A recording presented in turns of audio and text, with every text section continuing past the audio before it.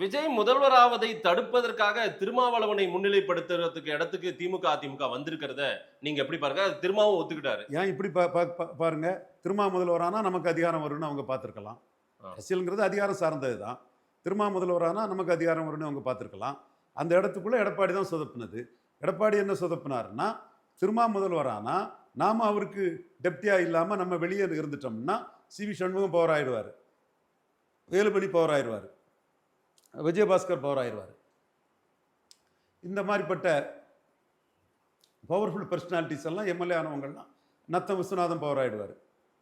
So இவங்கெல்லாம் power ஆயிட்டாங்கன்னா இவங்க நம்ம ரைவல்ஸ். ஜெயலலிதா வந்து தன் சப்பார்டினேட்ஸை வந்து இந்த அளவுக்கு ரைவலாக நினைக்கல. அப்போ திருமா முதல்வரானா நம்ம சபார்டினேட்டாக இருக்கக்கூடியவங்கெல்லாம் பவர்ஃபுல் ஆயிடுவாங்க. பொதுச்செயலாளர் போஸ்ட்டுக்கே அதிகாரத்தோடு நமக்கு சேலஞ்ச் பண்ணிடுவாங்க லெவலில். அதை ஸ்கட்டில் பண்ணது எடப்பாடி பழனிசாமி தான். அவர் விஜய்க்கு எதிராக தான் இருக்கிறாரு. ஆனால் திருமா சிஎம்மா வர்றதையும் அவர் தடுத்தாரு. திருமா சிஎம்மானா அவர் அதிகார மையமாட்டு இருக்க முடியாது. அதிகார மையம்ங்கிறது வேலுமணி கையிலையும் தென் சி.வி. சண்முகம் கையிலையும் போயிடும். அப்போ நமக்கு அதில் என்ன கெயின் இருக்குது?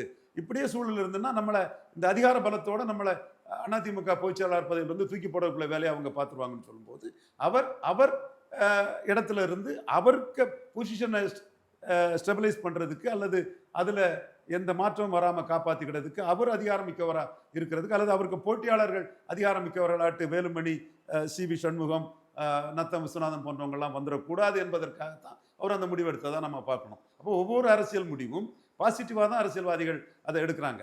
நீங்கள் உடனே விஜய் வரக்கூடாதுங்கிறது இல்லை. திரும்ப வந்தாருன்னா அவங்களுக்கு என்ன லாபம் அந்த இடத்துக்குள்ளே வர்றது?